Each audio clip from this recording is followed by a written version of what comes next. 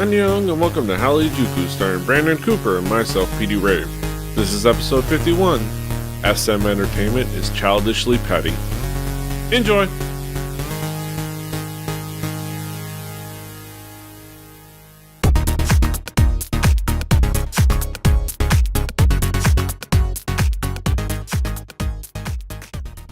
Buenos nachos, amigos, and welcome to another episode of Hallyujuku. Yes, it's another fine week in the world of East Asian pop culture. I'm PD Rave here with you. Here with me is my buddy Brandon Cooper, aka King Kaz. How you doing, Kaz? That's this guy right here. I'm doing exceptionally well. It's been a rather good week. I've been playing a lot of video games. I haven't really been doing a lot of productive things. Yes.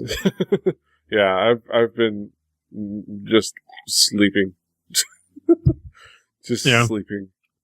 A lot of video games and a lot of shopping for presents for that shitty holiday. Yeah. That's just how it works. But yeah, aside from that, we did get down with some East Asian pop culture stuff this week. Kaz, what's new with you in that regard this week? Not really new, but it's always surprising to me when people don't know about this YouTube channel. It's a really popular YouTube channel called Cooking with Dog, where a French poodle named Francis teaches you how to cook really delicious Japanese cuisine. It's a really fun show that I've been subscribed to for a many of year now. It's probably one of the first things I think I ended up following on YouTube years ago. And it's just a really fun show. If there's just things that goddamn that dog falling every single time gets me. But it's a really fun, informative show about cooking Japanese cuisine. Very detailed in their instructions too. There was one I was watching the other day, and they were so specific down to the point where they were telling you to measure the dough. Yes. And they're like, yeah, you should have this much dough left, and you should have this many, and then measure the cookie sheet. And I'm like, what? That sounds like more instruction than what I need. But no, they're very detailed. They're very specific. And it's one of those things where it's a really fun show. And it's one of those shows where you can go back and watch other episodes because they're informative shows. So it's not necessarily about it's not an episode you watch and you forget about. It's an episode you watch and you're like, oh, okay, you know what? I want to make that. And then you go back, you see everything that was involved in it. You're watching it while you're making the things. And I've used them to make a few things in the past, and their instructions are really good. And as long as you follow them, yeah. Unlike my dumbass, you come up with really good stuff. So if you're into kind of Asian cuisine and all those kind of things, and you want to kind of go about making those things yourself, this is a really good kind of start to doing that stuff. Kind of just seeing all the ingredients and realizing it's not that hard. And sometimes it's just stuff that you can get in your local supermarket. Mm-hmm. Yeah, especially a lot of the Japanese cuisine. Some of the simple bakery stuff is just stuff you can get at your local market. I'm looking forward to that because I've heard of Cooking with Dog, but I've never actually had gotten that chance to watch it. So I just subscribed to it, and I'm looking forward to kind of checking out some recipes. It'll be fun. Yeah, there's some really good fun stuff on there. One of my favorite things is the takoyaki, which is the dough balls with not squid, but octopus, in them or whatever. And you could put other things in them. But the funny thing is in the instructions, they go yeah, you could put other things in it, like chicken or shrimp or even eel or even squid. But then it's not takoyaki because taco means squid. So don't go around telling people your shrimp takoyaki is takoyaki because it's not. You're saying it's something totally different. Totally different. I wanted to search for it real quick while you were describing it. Okay, never mind. I was trying to find it. But that's fine. I'm looking forward to checking that out. With me, Like I said, I like I've said before, I like to kind of throw in. I've been kind of on my own. I mean, you helped me get started with Korean dramas. I've kind of gone and flown on my own. You taught me to fly, and now I'm flapping my wings on discovering my own shows. And there's a couple of new shows still in their run. One a little bit more late in its run. One I think basically halfway. Shows out now. With some recognizable recognizable cast members, and some that are kind of interesting. First off, I want to talk about one show called Modern Farmer. It is Modern Farmer. It stars Ki, lead singer of FT Island, Park Min-woo, who some people might know but from Roommate and a couple of things. It also stars Honey Lee. Let me see. One of the members of, I believe, Reply in 1997. If you remember Reply in 1987, I keep forgetting his name, but his name Ishiyun from Reply in 1987 is in this. So it has some really cool cast members.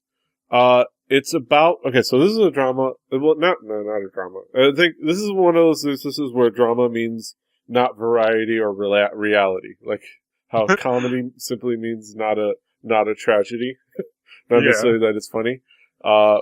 This is more of a comedy and more of a like out and out like slapstick comedy.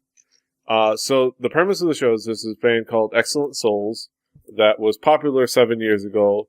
A group that took Hyundai by storm, was getting ready to debut 7 years ago. That went by the name of Excellent Souls, or EXO for short. Which, by the way, the EXO stands got when they got wind of that possibility of a joke, they did not react well.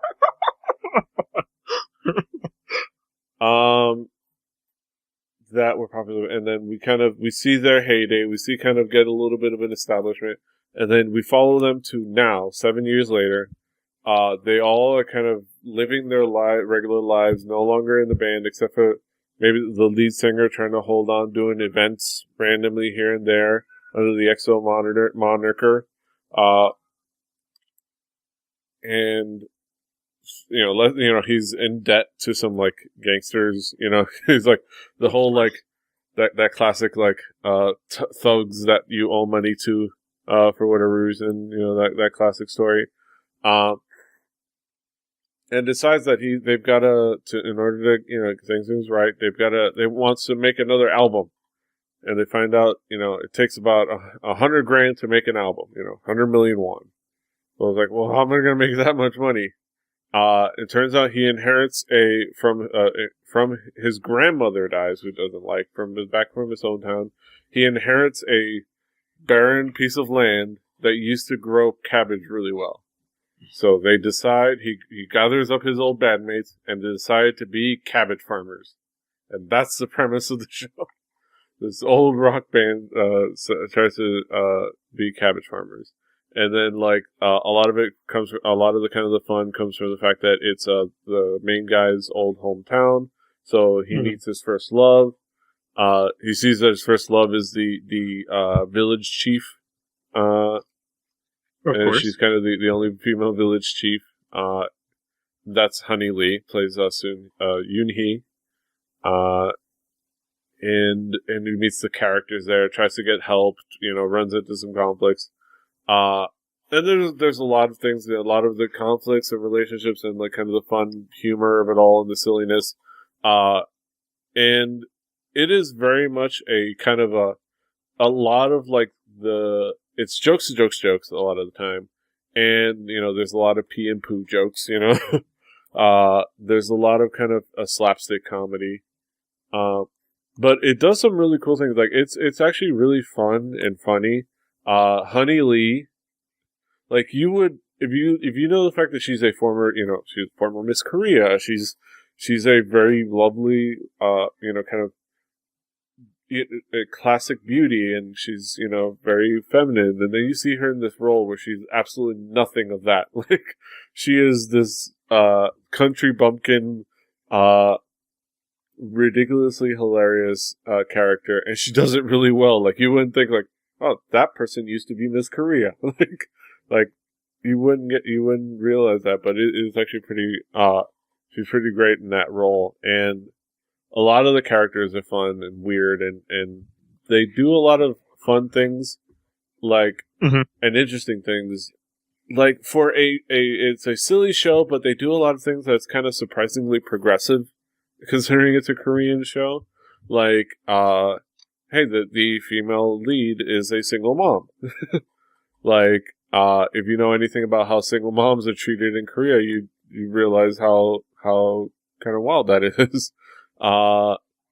There's an illegal North Korean immigrant that sends money to her parents. There's us, they handle storylines like illegal immigrants trying to fight for the pay and then get reported for being illegal immigrants by the managers that are withholding their pay, so that they wouldn't have to pay them, and things like that. And it's almost like they're trying to hide little, like, digs at society, little digs at society within their silly romantic comedy, and I think that's done well.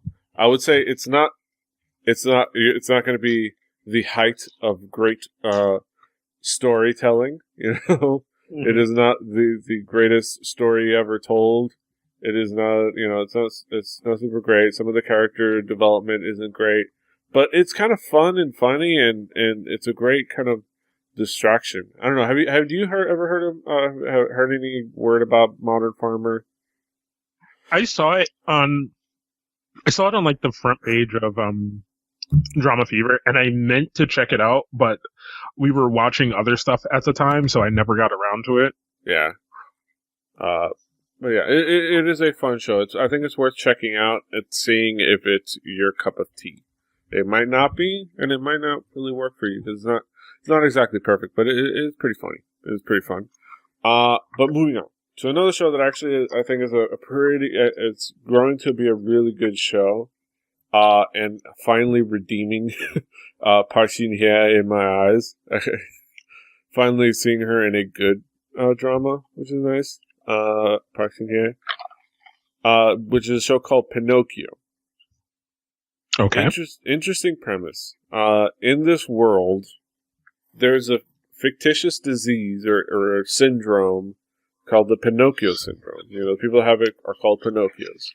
And what it is that if they lie, they come down with hiccups.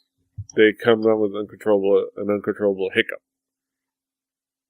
So then they're called Pinocchios. So they basically can't lie because it's a very obvious, immediate tell. So within that world, there's a lot of things that go on, and there's a lot of backstory, and it's very interesting. What it leads up to as you go along, and this is kind of it's in the description. I'll describe it. Newbie, it's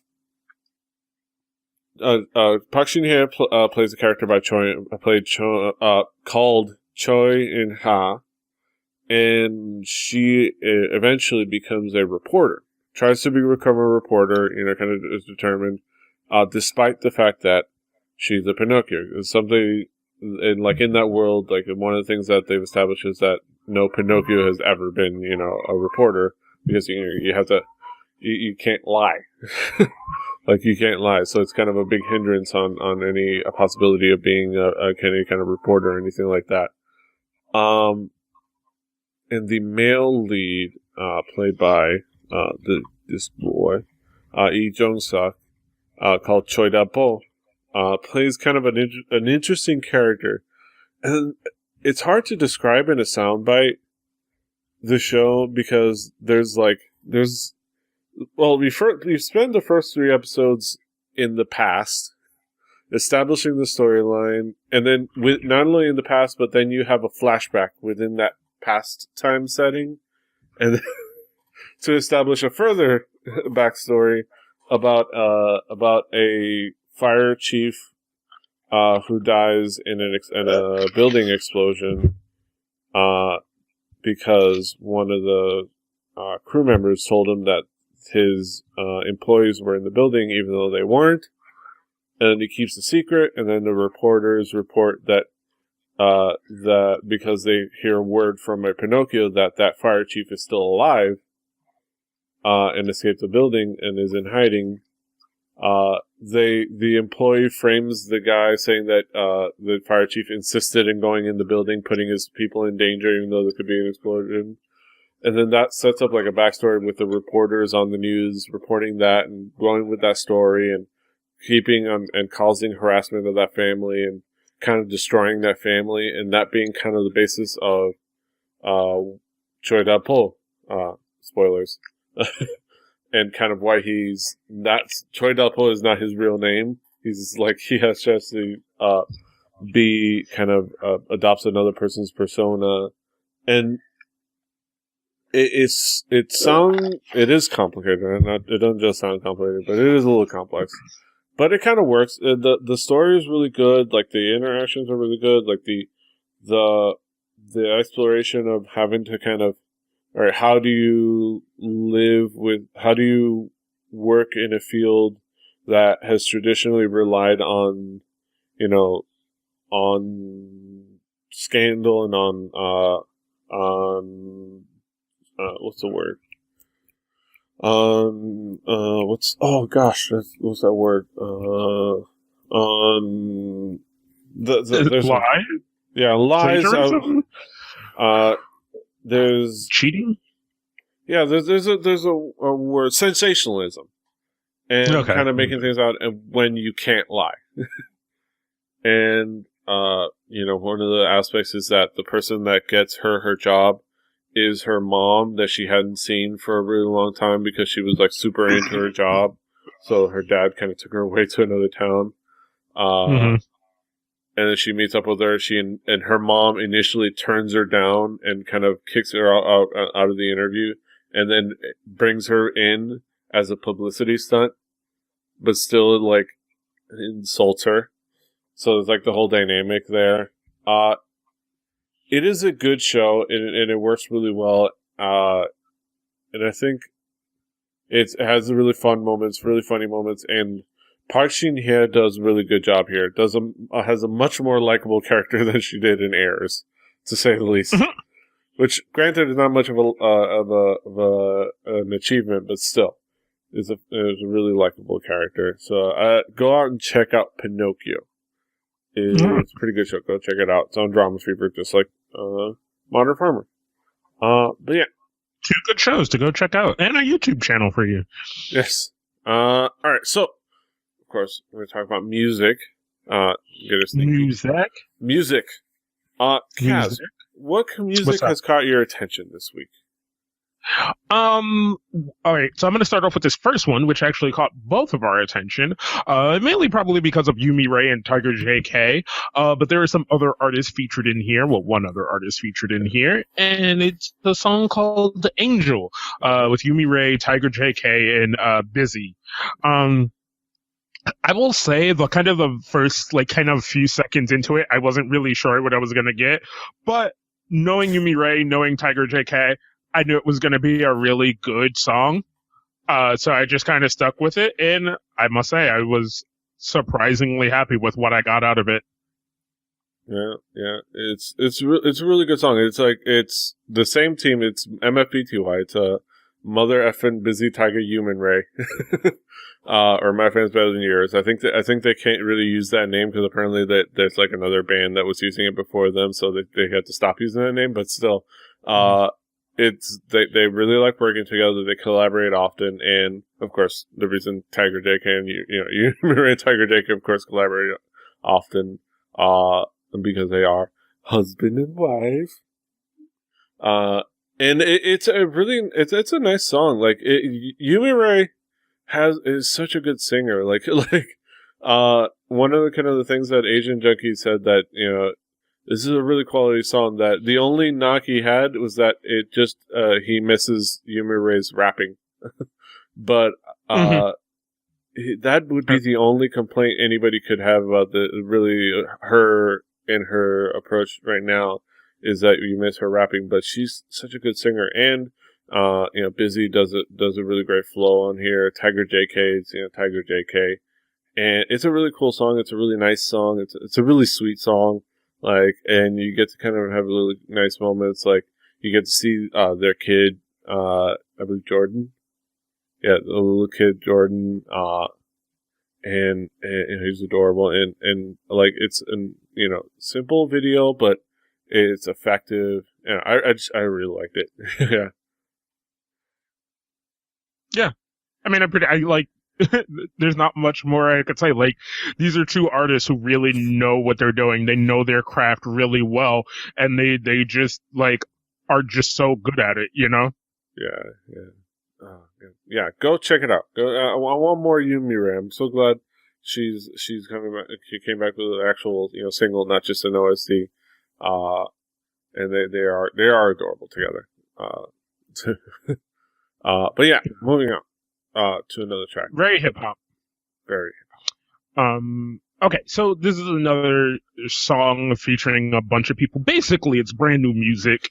But it's Verbal Gent, Sonny, Phantom, As One, Pizza. There's a lot of pretty much brand new music artists on here. This song.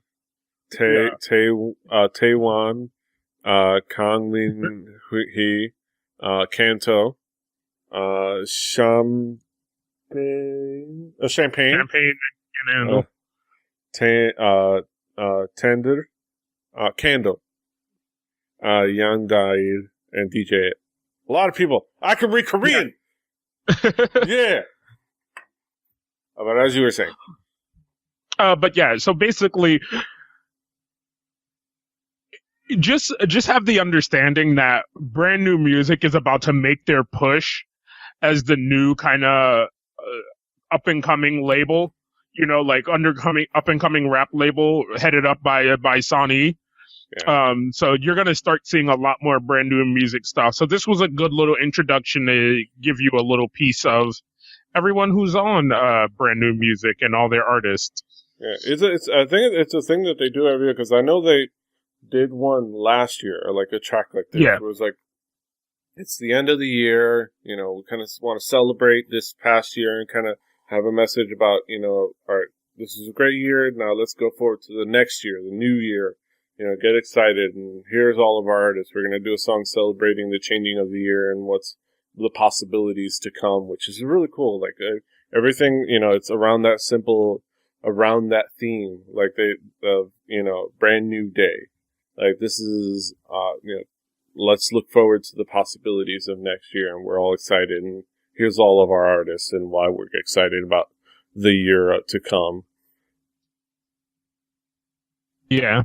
Like, I really like this. Like, Verbal Gent's such a good rapper. Sonny is such a good rapper, and I like some of the artists they have over there at Brand New Music. And I just want to hear more from them. Like we've been getting a lot of AOMG, and we're really surprised about the stuff that we're getting out of AOMG, and I feel like Brand New Music could have that same appeal of being surprised by what they could put out. Yeah. I mean, they've definitely contributed to this year. Like, Sonny has put out some of the big hits of the year just on his own, and Verbal Gent was in that Born Hater track, and they've got some talented people, like including Kanto, and they've got some talent on there that have already contributed to this year and can only go up from there. It's fantastic stuff. But yeah. Mm-hmm. Fine. You know what I also love in seeing all like people who film concerts is the extended arms people have for their phones. Oh yeah, the selfie sticks. Right. To take pictures and stuff and do all this, and how kind of big of a thing it is in Korea and Japan and stuff like that to have those things at concerts. Oh, yeah. Or just in regular life, to the point where I think there's a crackdown on unregistered, the selfie sticks. So specifically the ones, not just the extended arms, but the ones that have the built Bluetooth clicker built in. There's been a crackdown on those, and there's you could face fines because a lot of those are unregistered. And like, as far as like, transmitting, how the FCC has, you've ever seen like anything that transmits to electricity, you see the FCC symbol, because they have to report, they're transmitting because you can interfere with radio signals.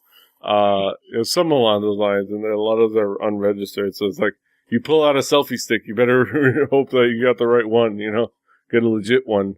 Or, I don't know how it's working, but yeah, I've seen those. It's like, then, like I said, they've got the little button on the base, so they just extend it out and let's just start recording. And like they can, or they just take pictures. It's like,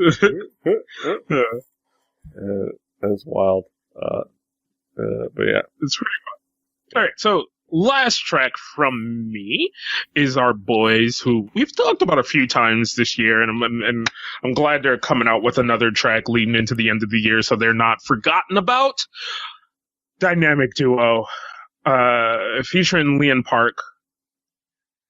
I guess it's just S. I don't really. Sing Sung Sang Sung. It's a Shing Sung Shang Sung, Shin Sung Sang Sung, or SSSS. I don't know. I will translate, but you always love hearing songs from our boys from Dynamic Duo. Like just God, it's so much fun hearing Dynamic Duo. Yeah, Dynamic Duo. Seem to Wonder. There you go. There's your translation. Oh, okay. Take the courtesy of Google. But yeah, another track from Dynamic Duo, quality music, and some fun. Some great singing from Lena Park, yeah, and then they're going on. This is also leading up to their co-concert, I believe co-concert or tour, or I think is it a tour? I think or just a concert. I don't know. But they're collaborating and performing together, which is going to be interesting. But yeah, more Dynamic Duo is always fine by me. Yeah. Yeah, and this was a good little kind of peek into what they're working on and all the stuff that's going on, leading up to this. So I just thought it was fun. I know it was kind of short, but man, it was just, hearing Dynamic Duo is just so much fun. Mm. I would love to see them live. Yeah. Me too. There's on my short list of groups that I definitely want to see live. Them. I would love to see 21. Would love to see so many groups. I'm looking forward to, and I can reveal this. I'm going to South by Southwest next year. I'm going to the music label and stuff. I'm going to visit Japan Night alongside Roberto Villegas. We'll have, like I said, we'll have him on. I think I've mentioned this before, but I've been keeping an eye out because there's always going to be. I know there's going to be a K-pop night out. I researched and I noticed that they didn't announce who was going to be a K-pop night out for 2014 until February. So somewhere around February, I'm imagining that they're going to announce the artists for this upcoming year.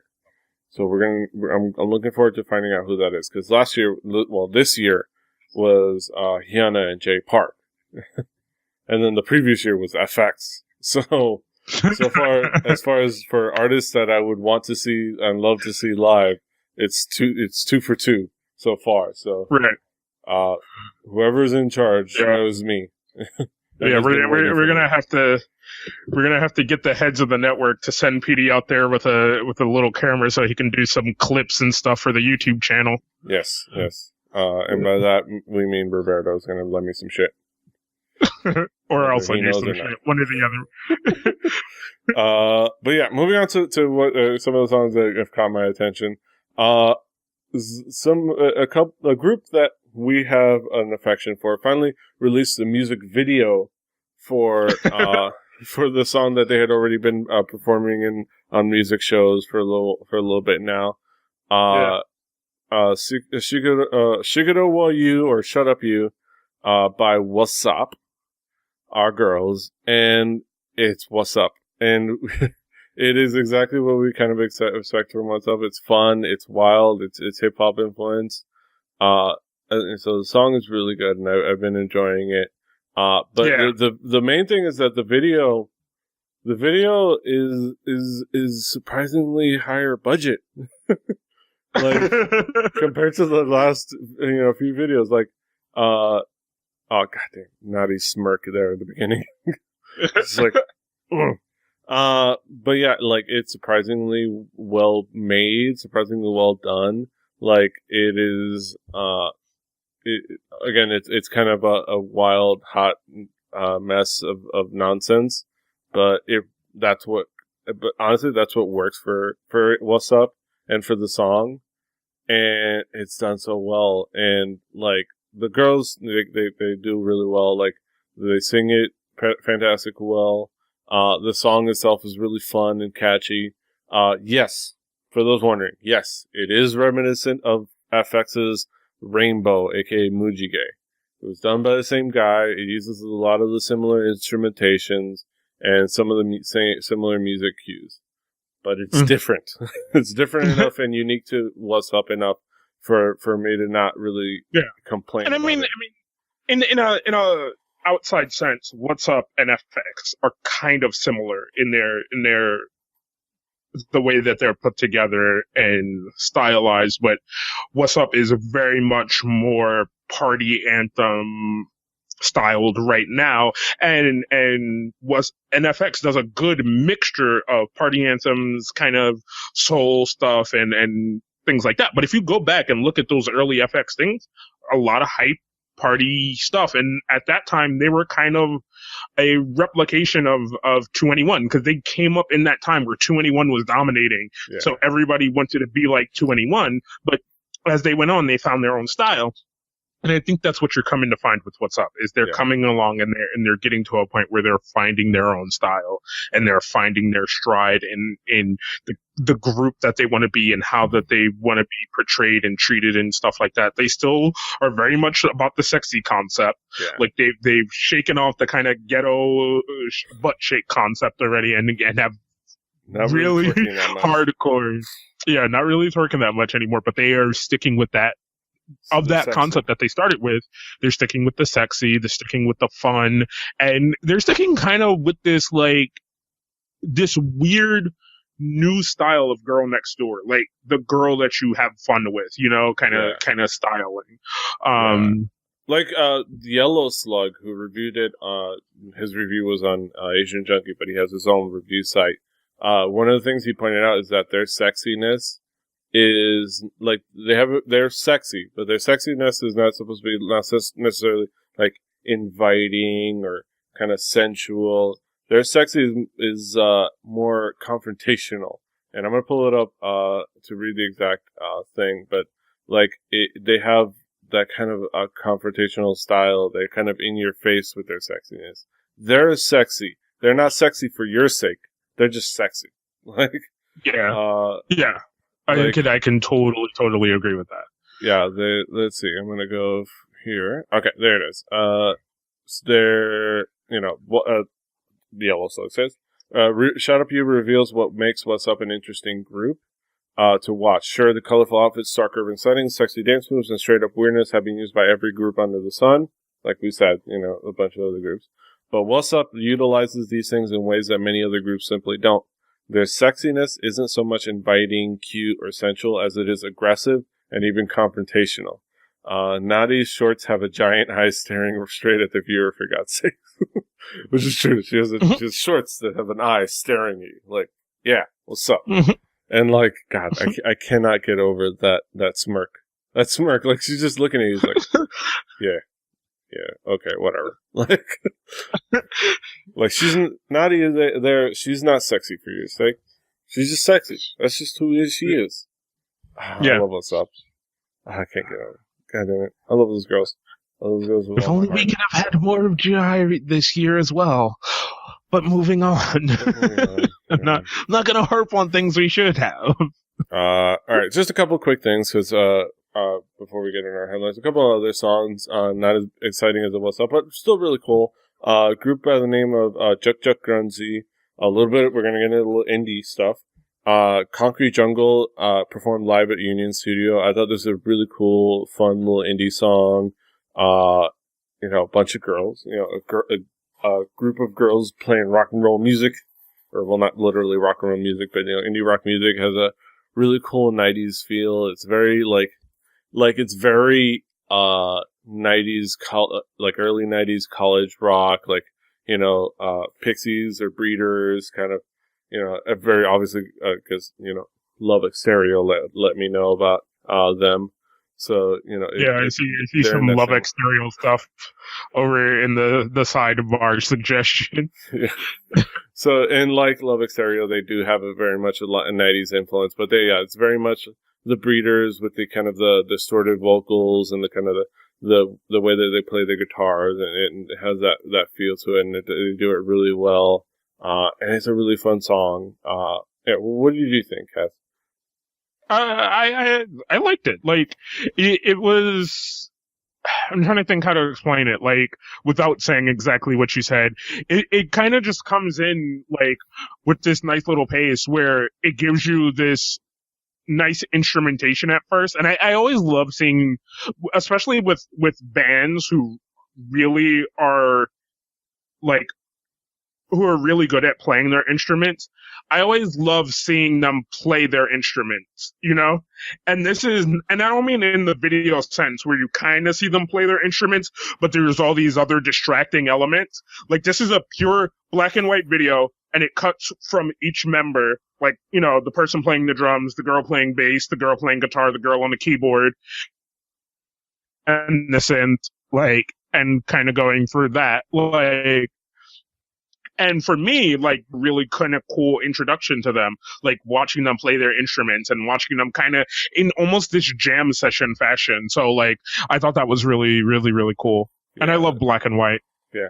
I love, and that's what's really cool about these videos. I love that, like, Loose Union, you know, the Union Studio does these, like, they upload these videos, and I really should. I'm subscribed to them, so I'm going to make sure to, like, get around to to checking out more of their videos, because, like I said, getting to watch getting to watch, you know, a band in, you know, in a kind of not so necessarily live setting, but kind of in a studio setting where they're focused on, I'm going to play the instrument. This is how I construct the song. This is how we can put the song together, on the fly, or, you know, reconstruct the song on the fly. Like, this is how we kind of, traverse and travel the song with our instruments. It's really cool. And they're a really cool group. And I like seeing chicks rock.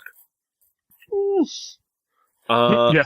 I love this part in here where she loses her headphones, looks, and is like, fuck it. It's like, yeah, whatever. I'm gonna just keep playing. Like, yeah, screw it. Like, let me get to it. Oh, there it is. Yeah.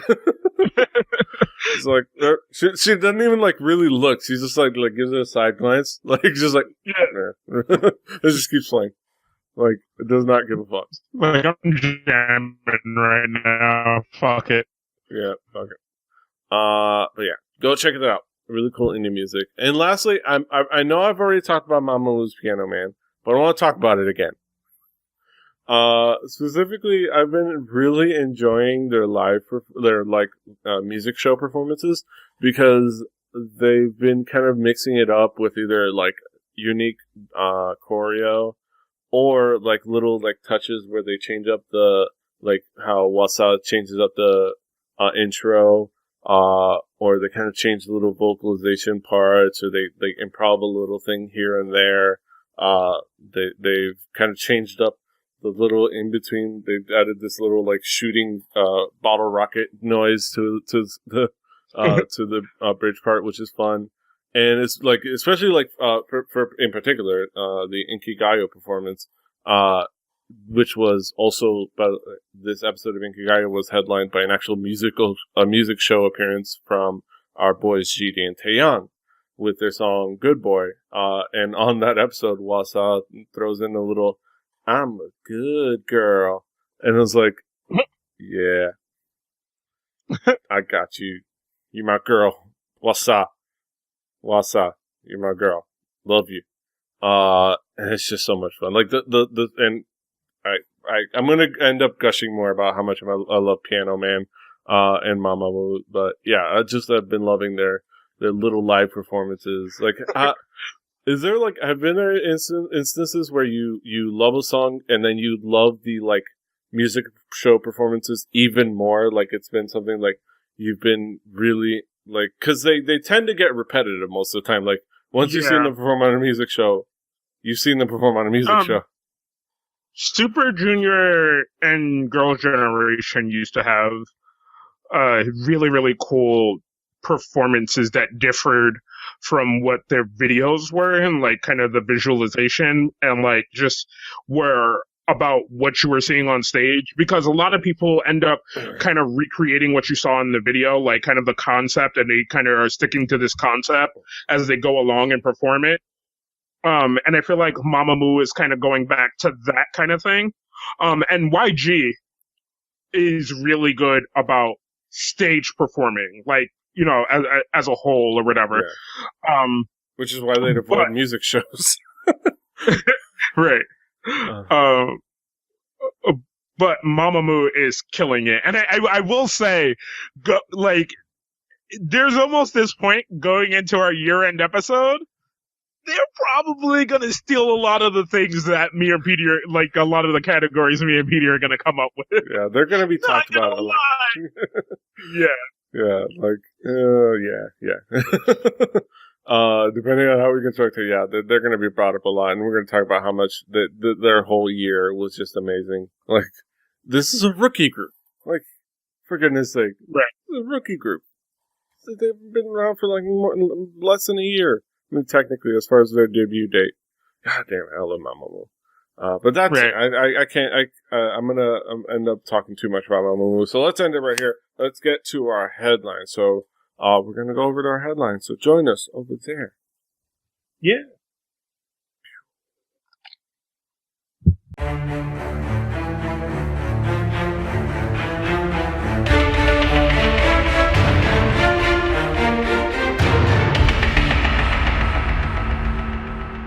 Howdy, folks. Welcome back to our headlines. We're going to get into some topical topics here. Are you excited? Because I am. I'm pretty excited. There's a few things in here that are.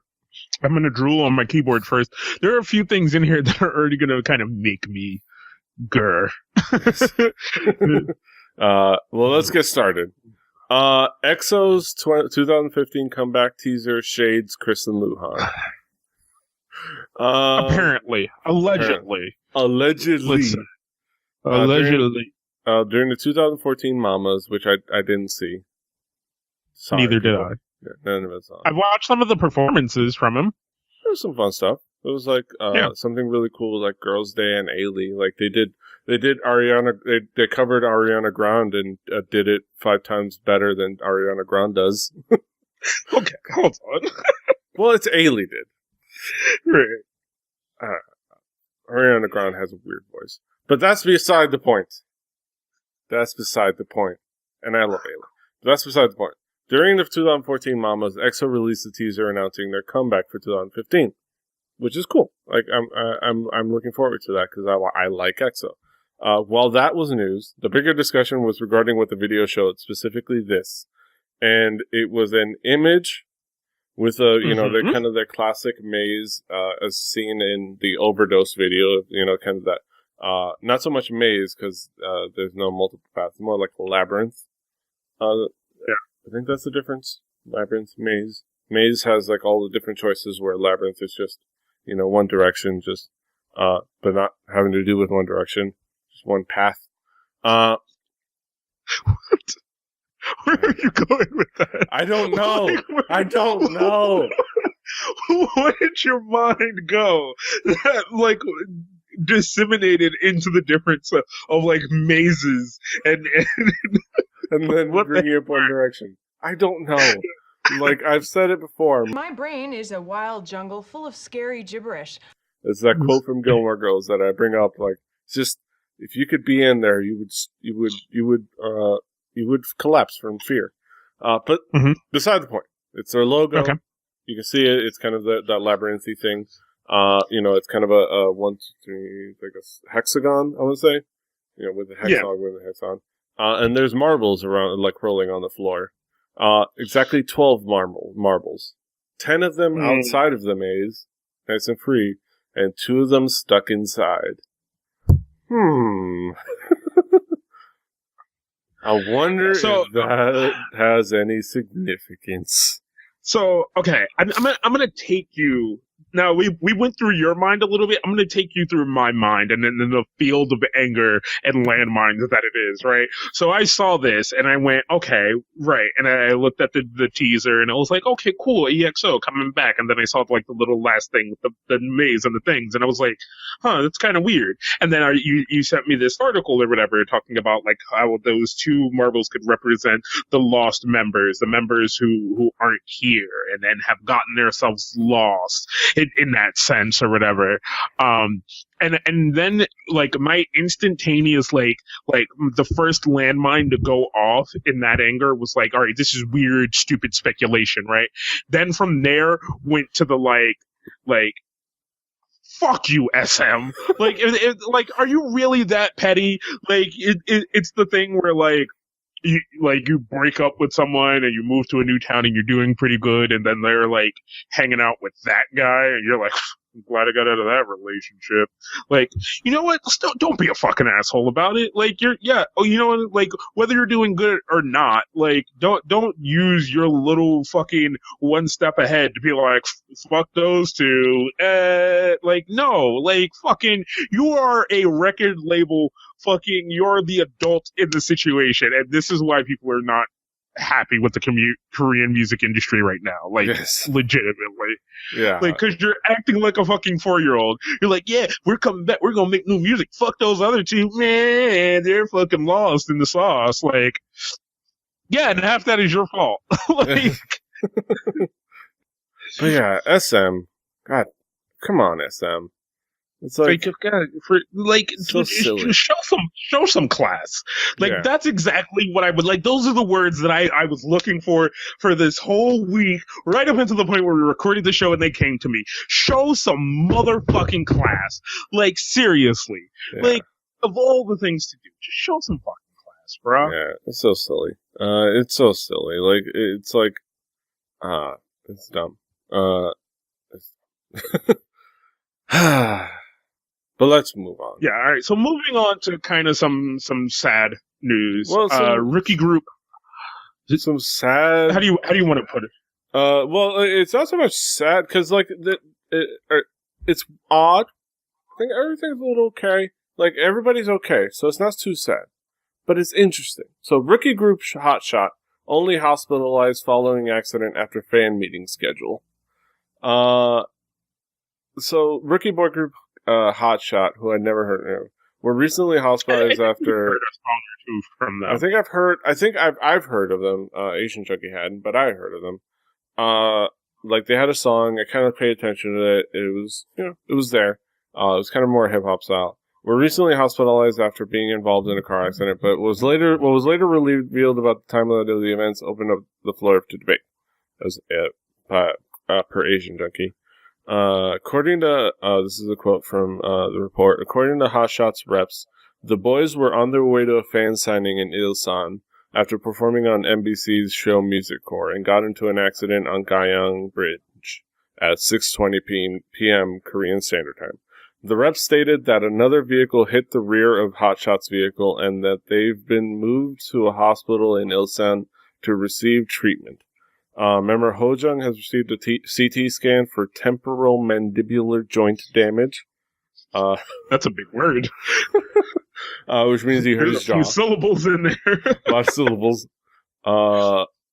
Means jaw. He hurt his jaw, and another member has slightly injured his knee joint. So Hojung got hurt in the jaw. Another member got hit hurt in the knee. Simple stuff. Probably the minor injuries probably say that they were all wearing the seatbelts and everything's fine. Minor injuries. But what was interesting was this part. Instead of heading to the hospital, the boys headed instead to their fan signing to see their fans. The label said Hojung was injured because he hit his chin on the chair, and the other members were injured on their knees and other parts as well. We told them to go to the hospital, but the members themselves said they were fine and were adamant in waiting to go to the hospital. We think they were even more adamant because it was to meet their fans. Hotshot has had a solid fandom before their debut, because they're boys. It's a boy group. Of course they have a solid fandom. We told them it was okay to cancel the event, but they didn't listen.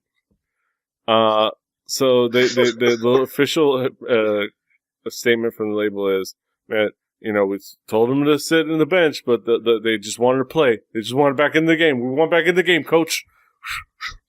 And we couldn't stop them, even though we were driving the car. How much do you believe it? And if it's true, how kind of interesting and very sports life is the story? It's super hyper sports like. Man, they kept playing even after being injured. They put in that final effort.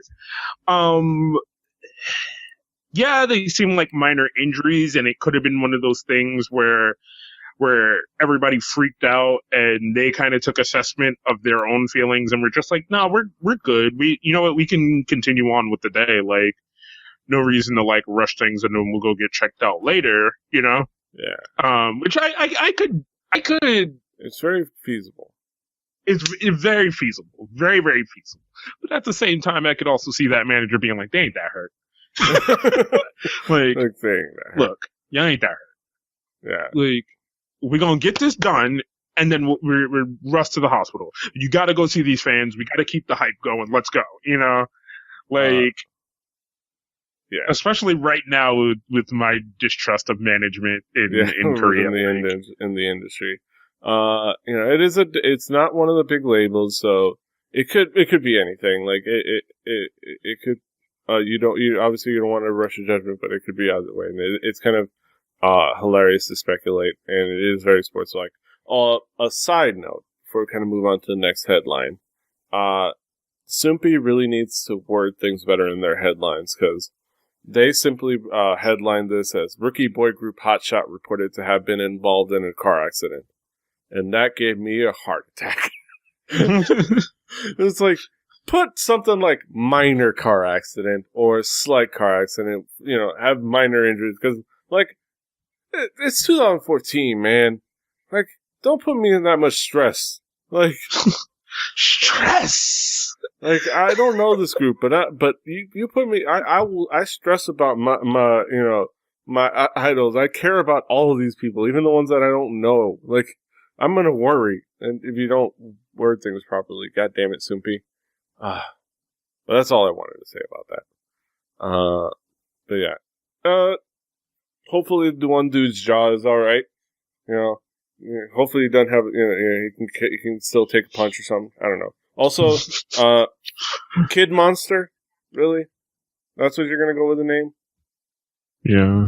Kid Monster? Okay. No. Alright. Moving on. As if there wasn't already someone named Rap Monster. Yeah. Yeah, that's the last thing. We don't need more monsters.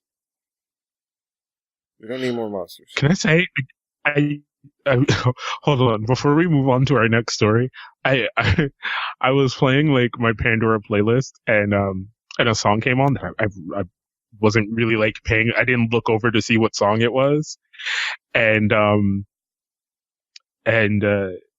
was like kind of jamming out to it and like really enjoying it. Then I look over and it was BTS. I was like, God damn it, no!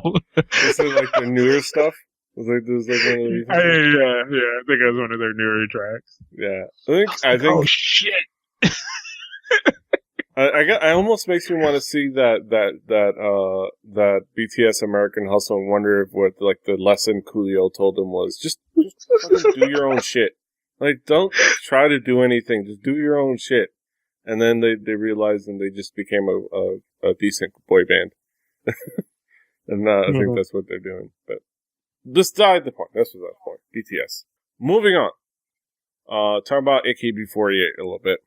AKB48 becomes first female artist to sell 30 million singles in Japan.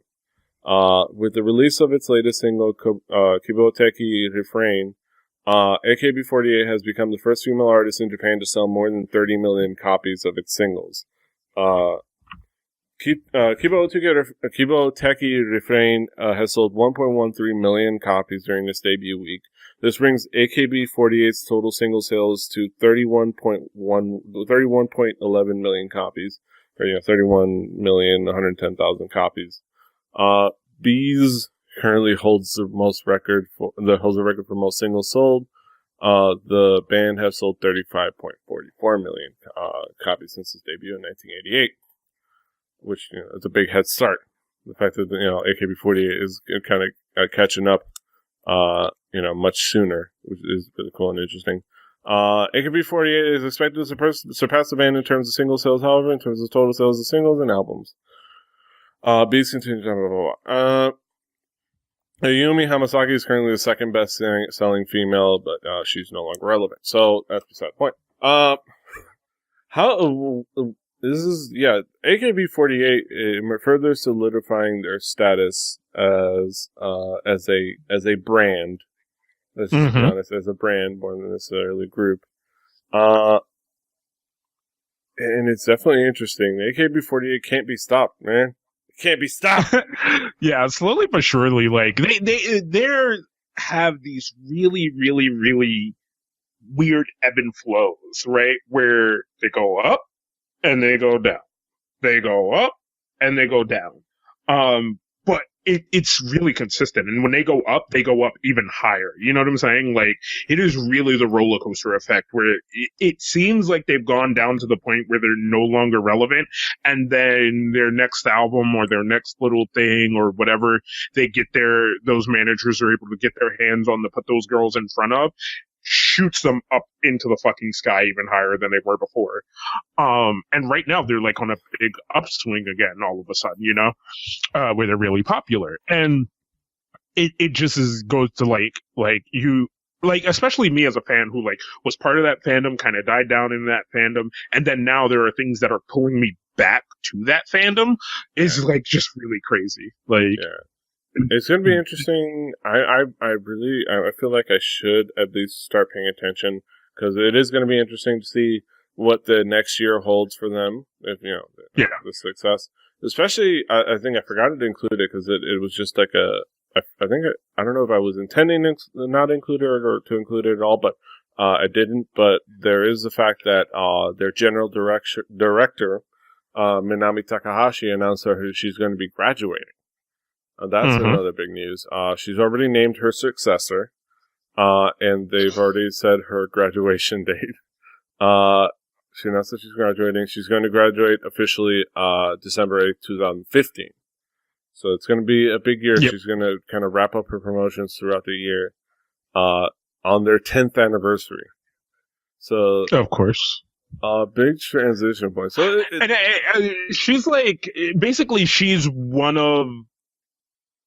not the last, but she's one of the last really, really standout big members. She's never really been the most popular as far as the fandom goes, really, but as far as the girls and her leadership, like they really do stand behind her. And she's like one of the leaders.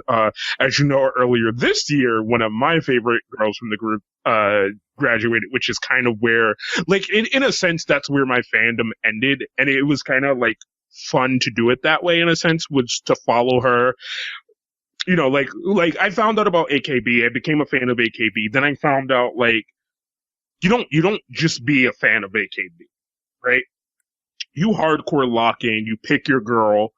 And it sounds really weird and bad, but it's all part of the fandom in a good way, and you pick your girl and you cheer her on to do her best within the group. You know what I'm saying? And be that. And I had my person who that was, and I have somebody else who's still in the group that I'm really a big fan of, in Watanabe Mayu.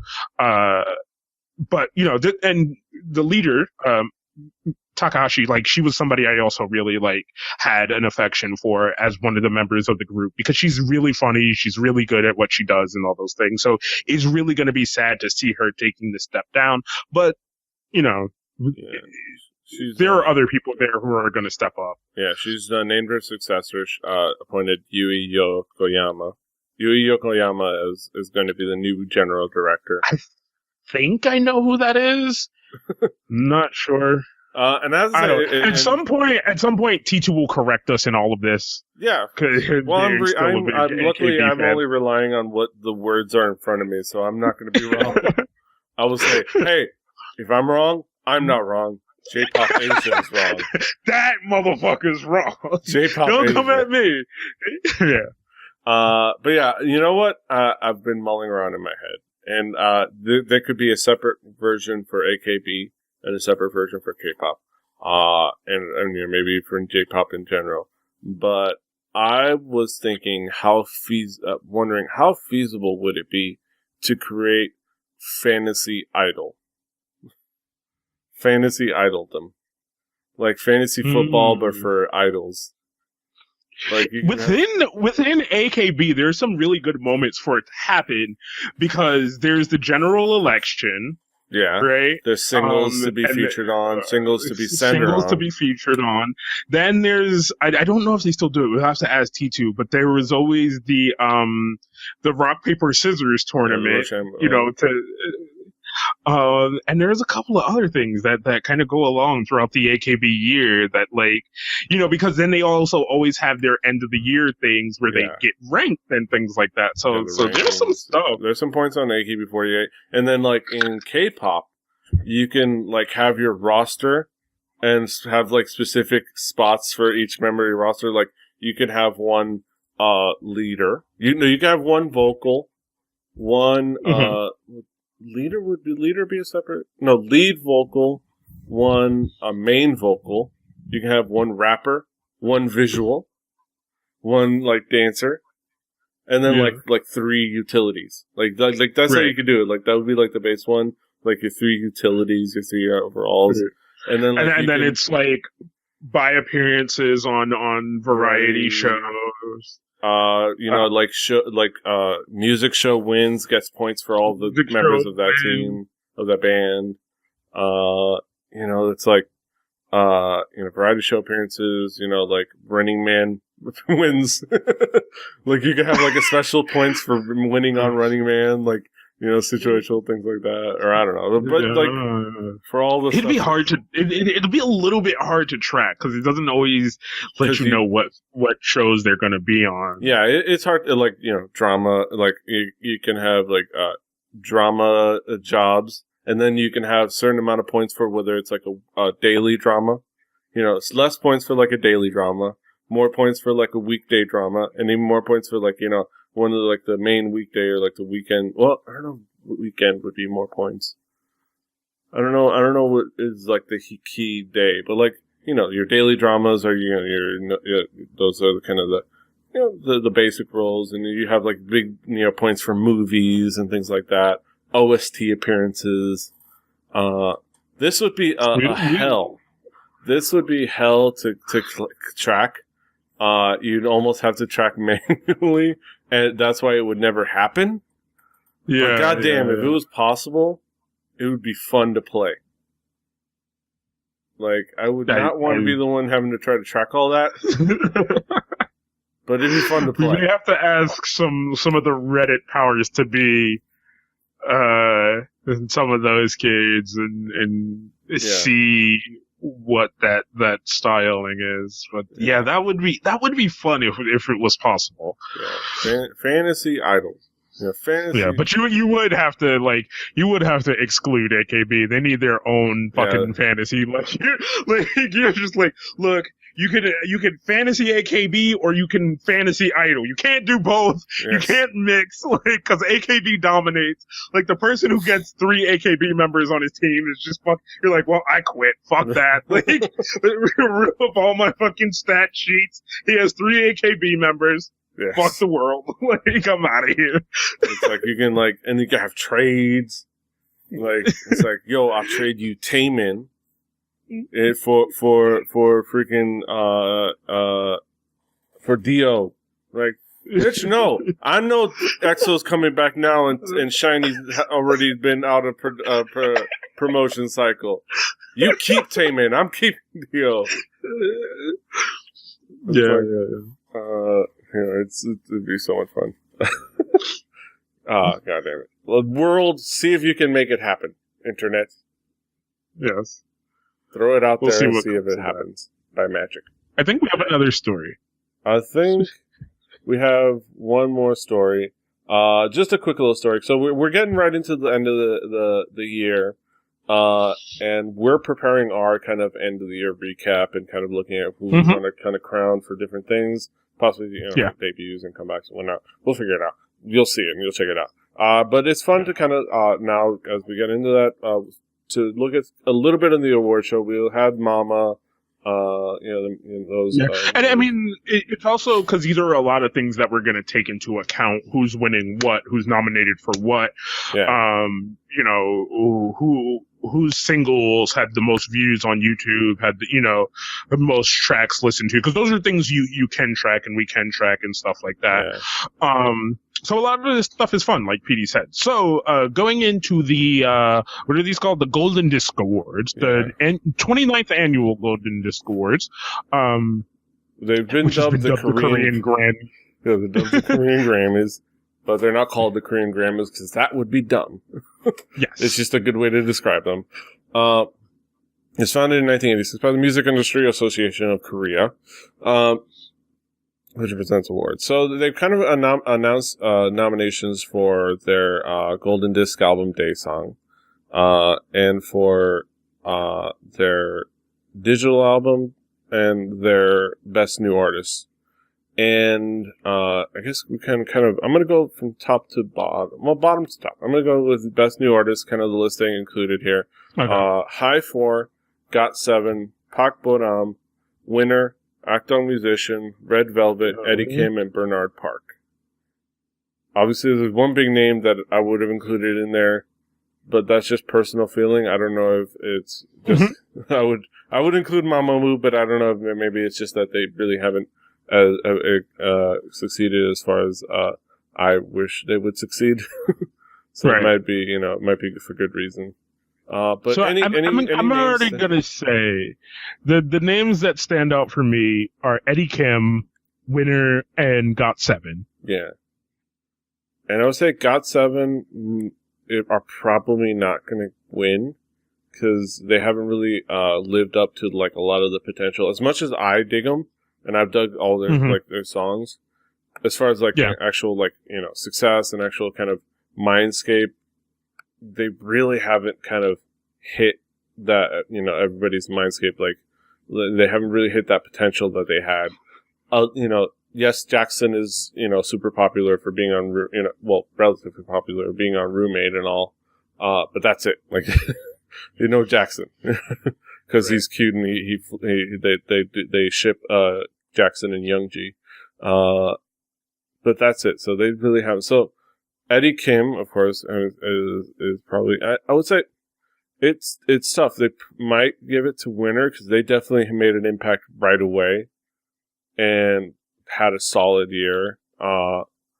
And High4 is a group that we haven't really paid attention to, but is a group that has succeeded. They had that collaboration with IU that was a huge hit. It was actually a cool song. So they have exposure. I don't know. Who you got? Who you think is gonna win this award? As silly as it is, I think it's probably gonna be Winner, but that's only because I know Winner more than I know the rest of this list. I don't really know High4. I don't know Park Boram. I don't know Adong Music that well. I know I've heard them. I know we've heard stuff from Red Velvet, but that seemed so long ago, in a sense, Whereas I know I've consistently heard about Winner, whether it be music or appearances or just whatever. I've consistently been hearing about Winner. Yeah.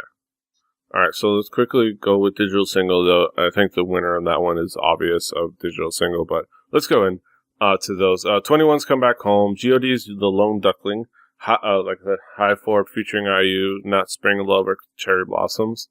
Girls' Day, Something, something. Gary and Youngjin, You're Sent, Hyuna, Red. Kim Dong-hyo's How I Am, Red Velvet's Happiness, Pak Boram's You Became Beautiful, Park Hyo-shin, Wildflower, Block B, Her. Sunny featuring Reina, A Midsummer Night's Sweetness, Sateji, Seogyeokdong, Girls' Generation, Mr. Soyu featuring Junggi-go, Some, Sistars, Touch My Body, CN Blues, Can't Stop, IU, My Old Story, Akdong, Musicians, 200%, EXO's Overdose, A-Pink's Mr. Chu, Ailey, Don't Touch Me, Epic High, Happen Ending, Winner, Empty, K-Will, Day One, Taeyang, Eyes, Nose, Lips. These are all songs that we know. And we could pick our favorites, and we could talk about this, but I'd say I would venture to guess, and I don't know if this is really going on a limb, but I would venture to guess the big leading frontrunner is So You Junkie Go Some.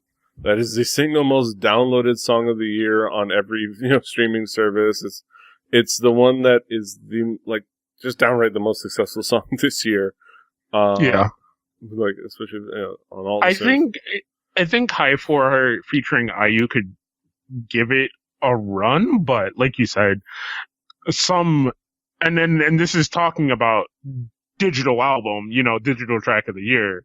Some is a fucking killer, and the only other ones, like I said, that I think could stand up to it are the song featuring IU, Come Back Home, maybe, because 2NE1 is actually way more popular than we ever give them credit for in Korea, because we always talk about those bands that you don't think are popular in Korea, are the ones that's popular or whatever. So like Soyu featuring Jungju is something that's not popular outside of Korea, but inside of Korea it's really fucking popular. 2NE1 is one of those groups that is the exception to that. Yeah. Where they're really popular in Korea and they're really popular outside of Korea. So I don't know how they're going to count that, Yeah, and again, this is kind of an award by an academy. So Taeji is always a contender just because of seniority, if nothing else, seniority.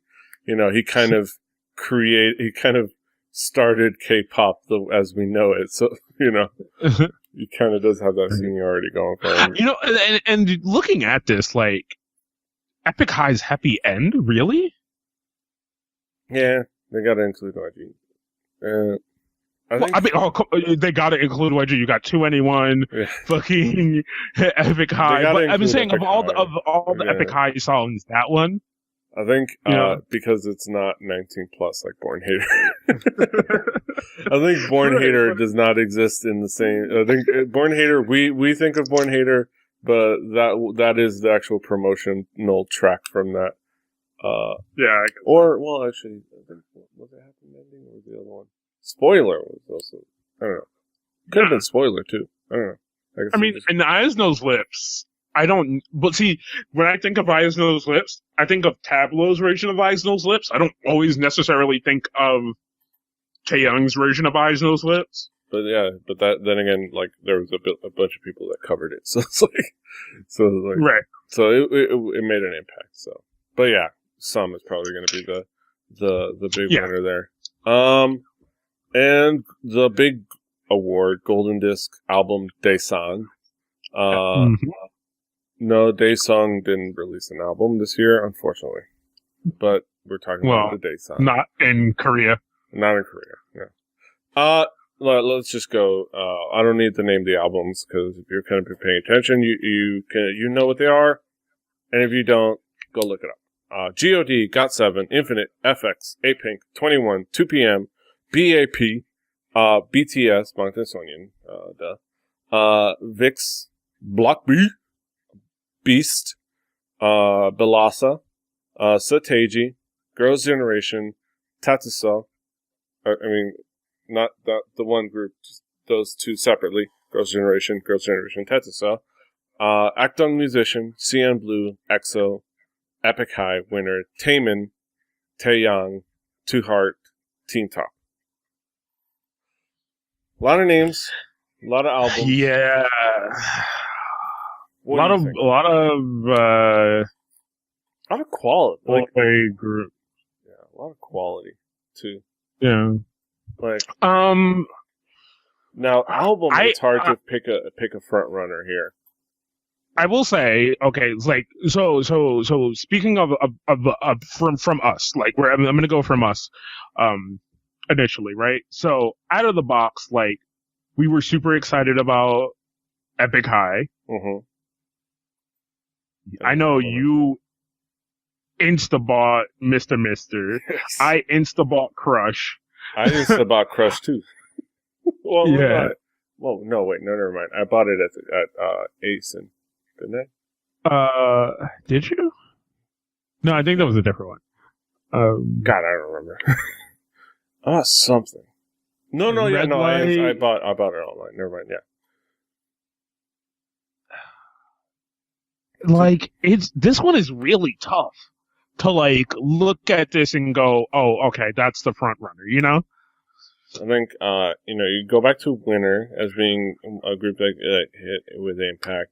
You go back to the fact, again, Soteji, not just in seniority, but kind of putting out a really cool, interesting, creative record that could win out over necessarily anything else. And there's some, of course, there's A-Pink is a big up and comer. They're coming kind of for that top spot. I would say it'd be easier to kind of disqualify a couple of groups. I would disqualify Two Heart, Teen Top, Got7, and Taemin. Yeah, I would disqualify Taemin. Because I think those, they got included as nominations, but I don't think those made enough of an impact to really kind of win any kind of possible voters. I think I would also exclude CN Blue. Possibly. Yeah. I don't know. I would say, but it's so hard because it's still a deep category. Even if you exclude those, even if you try to exclude the ones that you think are not going to win, it's still really hard to say. Like BAP, like I know some of the songs from that album. I don't know that whole album, but I know how me and you feel about BAP. This was a really strong showing from VIX, as far as I know. Like from the kind of pace that I get from VIX fans. BTS for some reason is still popular. Whatever. Block B is like just they kind of put a good big stamp on this year with her, which Zico tried to ruin. Her and we won't get into that. And that album is pretty good, and not only is her is a good single, but Jackpot, the one that they didn't get a chance to promote with due to unfortunate circumstances at the time. Because the whole industry stopped, and we all remember why. Was actually a really fantastic song too. Like I can jam to that song too, and both of those songs were great promotional singles. So yeah, it's gonna be hard. I think EXO is always a contender to win any kind of award. Maybe sometimes out of pure success, sometimes out of pure fear of them not winning and the reaction thereof. So yeah, there's some front runners like EXO and God, coming back after so long. That could garner some votes. Sateji, like I said, is a smart front runner. So we have to see. Well, we'll have to see. Stuff to speculate. We'll have to see. So look forward to the Golden Disc Awards. We'll probably you can try to check that out. Apparently Tiffany's hosting with somebody else, and one of those anchor guys that I really don't like, and he's on the Abnormal Summit, and I think he's one of the big reasons why I haven't been able to get around to watching it is because he's one of the main hosts, and I don't like him. And if I showed you the picture of him, you would know who he is. But he's the anchor guy, and I just don't like him. So, but there are people hosting. So check out the Golden Disc Awards. We'll mention it if we were right in our speculation, and we were wrong, or that's it. But that's it for another episode of Hallyujuku. Pretty soon I think we're going to start actually finalizing our plans to actually kind of put ourselves in a deadline, hopefully. And we'll let y'all know what we're going to do as far as the year end. We're probably going to have multiple episodes, one per subject, kind of corner a certain area to really get in deep. And then we'll ultimately end it with kind of a big overall look back at the year and possibly some predictions. We'll try to predict the future for 2015. This year was Year of the Rapper. Which hashtag is Kaz going to come up with next? Look forward to that. But that's it. Until Kaz, what do you got going on? Not really much. It's really actually preparing for the year, like the upcoming year of travel, and trying to find hotel rooms and paying way too much for hotel rooms because it's during a convention, and trying to figure out just how far that hotel is from where the rest of the convention happens, and if it's worth it to, and then like, do I have to catch a cab? Do they have a shuttle? I don't know. But yeah, it's a lot of that right now. Yes. And a lot of booking and buying things and spending more money than you have. Yeah. So at the end of the time, I have a bunch of pictures to edit, and then I promote all my fucking photo things again and all my other stuff. And maybe a new YouTube project in the works of me sitting in front of a camera and talking. Yeah. Yeah. So go check out about.me/KingKaz for a lot of that stuff. I can tell you one thing. We're going to try to corner, it's far away, but we're going to try to corner Asen. We're going to do a better job this year when we hit up Asen to actually coordinate and do stuff this year. But there's a lot of cool stuff happening this year. So go check out about.me/KingKaz, about.me/PDRave, Hallyujuku. Hey, there's also, the Chat Room Awards happening and nominations happening. And if you are so inclined, and if you believe we're worthy of it, you can go ahead and nominate Hallyujuku for the Chat Room Awards. So go check out chatroom.us/awards if you'd like. Please do. There's also some other fantastic awards. Check out and vote for a myriad of things. Because I'm not going to say, just in case I'm hosting, I'm not going to like try to muscle people into voting for me, because then that's weird if I'm the host. But yeah, no, definitely. Go to that website PD said, because I already forgot what it is. Check out all the things involved in that. It's a really fun thing with a lot of the creators and people of this internet group named Chat Room, which we happen to be a part of, that get together and we put on a little silly ass internet based award show and give all our friends awards that mean nothing. Yes. And I usually get really shittily drunk. Yes, so you can look forward to that. But that's it. Until next time. Hasta los huevos.